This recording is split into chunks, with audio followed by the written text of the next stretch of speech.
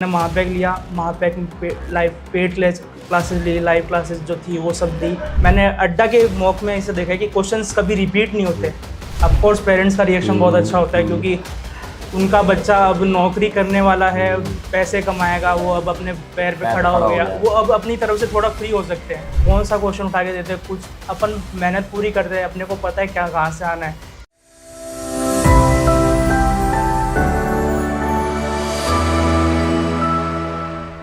हाय Partha, sir. पहले तो बहुत बहुत बधाई।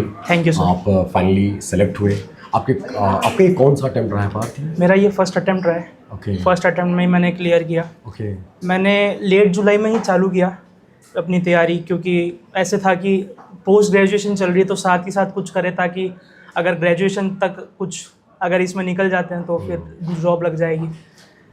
मैंने महापैक लिया, पहले यूट्यूब पे देखा था सबको कि फिर, लेकिन जब आरआरबी दिया था उस टाइम पे, जब आरआरबी दिया तो ऐसा लगा कि नहीं, यूट्यूब सिर्फ यूट्यूब से नहीं होगा। हाँ, तो उसके बाद मैंने महापैक लिया। महापैक में लाइव पेड क्लासेस ली, लाइव क्लासेस जो थी वो सब दी।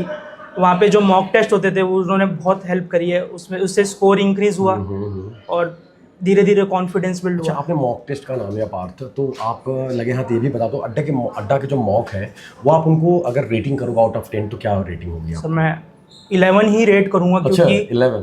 सर क्वेश्चन हर मॉक सब बनाते हैं, लेकिन कभी कभी क्या होता है, बाकी जगह मैंने देखा है मॉक्स जो डिफरेंट मॉक्स होते हैं उनके अंदर क्वेश्चंस रिपीट होते रहते हैं। मैंने अड्डा के मॉक में इसे देखा है कि क्वेश्चंस कभी रिपीट नहीं होते। कंसेप्ट सबके सेम रहते हैं, हर क्वेश्चन का कंसेप्ट सेम रहता है, लेकिन वो रिपीट नहीं होते। उसमें कुछ ऐसी पॉइंट आ ही जाती है जहाँ पे सोचना पड़ता है स्टूडेंट को। पार्थ, एक और, आपकी एज कितनी है अभी? मैं अभी 22 का हूँ। 22 में?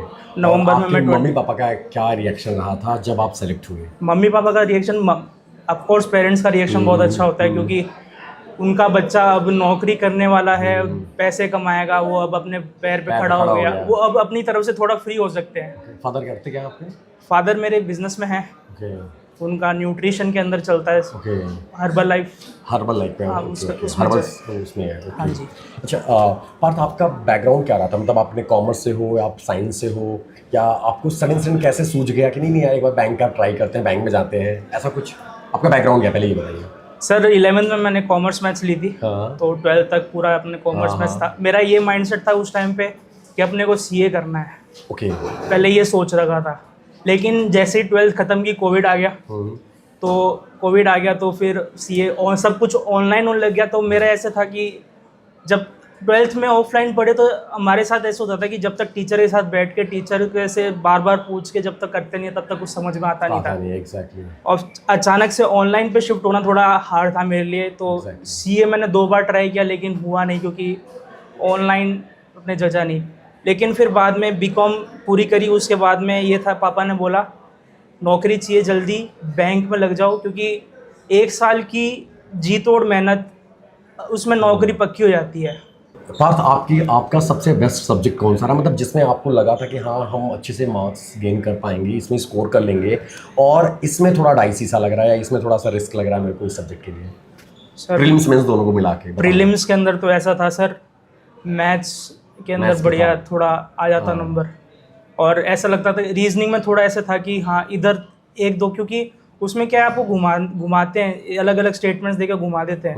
वहाँ पे थोड़ा ऐसे होता है कि हाँ ठीक है, इधर थोड़ा निकल जाता है तो मैथ्स, लेकिन वो चीज़ें मैथ्स में कवर हो जाती थी।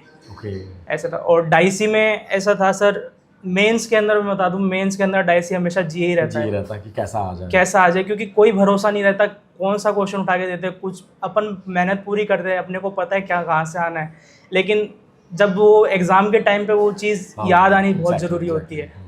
अच्छा, आप इसके बाद जो बैच आ रहा है अभी, SBI PO आ गया नोटिफिकेशन, आने वाले दिनों में जहाँ तक सुनने में आ रहा है कि SBI क्लर्क का भी नोटिफिकेशन आ जाएगा, तो आप उन बच्चों को क्या मैसेज देना चाहोगे? मतलब एक एज ए सीनियर, क्योंकि आप ज्वाइन करने वाले हो तो उनसे सीनियर ही रहोगे एक बैच, तो आपका क्या मैसेज होगा उनके रिगार्डिंग? मेरा मैसेज उनके लिए सिर्फ ये है कि अगर पढ़ रहे हो तो ढंग से अच्छे से पढ़ना, और बीच बीच में रिलैक्सेशन लेते रहना, क्योंकि एक टाइम के बाद क्या होता है, आपको एग्जॉशन होने लग जाती है। उस एग्जॉशन में फिर आप ना तो कुछ और कर पाते हो ना पढ़ाई कर पाते हो। तो वो एग्जॉशन कम करने के लिए थोड़ा सा रिलैक्स, दिन का 1 घंटा रिलैक्सेशन इनफ होता है, ताकि आप कि पूरी बॉडी रिलैक्स है, आपको पढ़ने में मज़ा आता है उससे। Okay, thank you Parth, you, आपसे बात करके अच्छा लगा। Thank you, sir. Congratulation. Thank you sir.